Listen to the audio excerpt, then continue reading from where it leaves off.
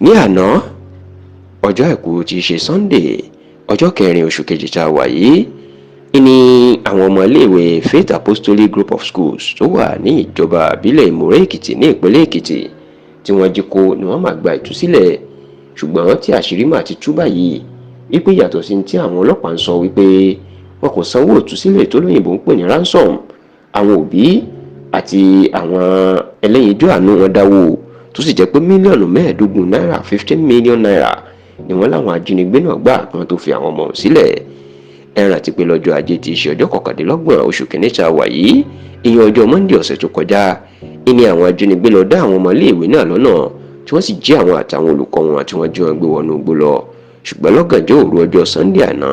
iná máa gba ìtúsílẹ̀ èyí tí ó fa ariwo ìdùnnú àti ayọ̀ láàrin ọ̀pọ̀ ọmọ Yorùbá àti àwọn ọmọ ìpínlẹ̀ Èkìtì. Ṣùgbọ́n nígbà tí wọ́n ń sọ̀rọ̀ àwọn ọlọ́pàá ní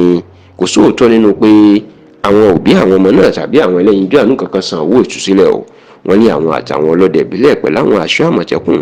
làwọn jọ fọwọ́sowọ́pọ̀ táwọn sì lọ gba àwọn ẹni náà sílẹ̀ nínú àhámọ́ àwọn ajínigbé. Ṣùgbọ́n onígbà tó ń sọ̀rọ̀ ọ̀gá àgbà iléèwé àwọn ọmọ náà tí wọ́n jí gbé alàgbà Gabriel Adésànyà bó tilẹ̀ jẹ́ pé kò sọ iye owó tí wọ́n san tí wọ́n fi gba ọmọ náà sílẹ̀ ṣùgbọ́n tó lóun fìdí ẹ̀ múlẹ̀ pé àwọn sanwó. Nígbà tí wọ́n tún tú àṣírí ńlá lórí ìṣẹ̀lẹ̀ yìí àwọn òbí àwọn ọmọ náà tí wọ́n fẹ́ kí wọ́n dárúkọ wọn sínú ìwé ìròyìn jẹ́ kó di mọ̀ wípé àwọn san owó kódà wọ́n ní gbogbo àwọn òbí mílíọ̀nù 4 náírà làwọn rí dájọ́. Àwọn ẹlẹ́yinjú àánú ọmọ Nàìjíríà ló dá yòókù kódà wọ́n làwọn gba owó jọ nínú ọjà káàkiri tó sì pé mílíọ̀nù 15 náírà. Àṣírí ńlá tó wá tú ni wípé inú igbó ńlá kan tó wà lọ́nà ọ̀wọ̀ sí ìlú Ìkàrẹ́ ní ìpínlẹ̀ Ondo ni wọ́n máa kó àwọn ọmọ náà lọ. Kódà wọ́n ní oríta Ìkàrẹ́ ìyẹn Ìkàrẹ́ junction làwọn ajínigbé náà ní káwọn dúró sí káwọn sì máa wọnú igbó ńlá bọ̀. Kódà wọ́n ló tó bí wákàtí 2 táwọn fi rìn wọnú igbó náà àwọn ò tiẹ̀ mọ̀ pé igbó ńlá wà bẹ́ẹ̀ ni wọ́n tú àṣírí wípé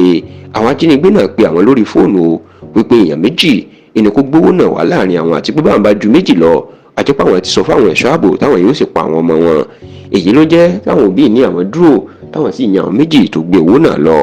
Kódà àwọn náà tún gba àwọn ohun mímu pápá ohun mímu tó ń fúnni ní agbára ìyẹn energy drinks pẹ̀lú àwọn sìgá àti àwọn oúnjẹ kan tó fi àwọn ọmọ náà sílẹ̀. Wọ́n wá tú àṣírí pé dẹ́rẹ́bà iléèwé àwọn ọmọ náà tó ń jẹ́ Táyé Razaki wọ́n ní pakúpa ni wọ́n pa á. Wọ́n ní àwọn ọmọ àwọn wọ́n tú àṣírí fáwọn pé nígbà tó kó àwọn wọnú igbó tán ní kó ní kálukú máa fi nọ́mbà àwọn òbí àtàwọn tó súnmọ́ wọn jù sílẹ̀ láti pè wọ́n láti sọ iye owó tí wọn yóò gbà kan tó tú wọn sílẹ̀. Wọ́n ní ṣe ni Táyé Razaki lóun ò mọ nọ́mbà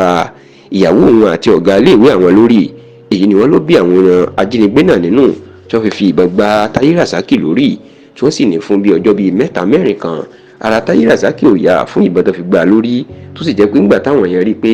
ilé rẹ̀ ti yíwọ́ wọn sì lè gbé lọ ilé ìwòsàn iná náà fìbọn fọ́ orí Táyé tí wọ́n sì tó dáná sun òkú ẹ̀. Ní báyìí o àwọn ọmọ bíi 8 àti àwọn olùkọ́ bíi 2 tí wọ́n jí gbé ìyẹn àwọn akẹ́kọ̀ọ́ àti olùkọ́ iléèwé Faith Apostolic Group of Schools wọ́n ti gba ìtúsílẹ̀ o. Ṣùgbọ́n táwọn òbí àwọn ọmọ náà tú àṣírí wípé kò sóòótọ́ nù táwọn ọlọ́pàá ń sọ wípé àwọn kò sanwó ìtúsílẹ̀ wọ́n láwọn sanwó ìtúsílẹ̀ mílíọ̀nù 15 náírà òun sì ni.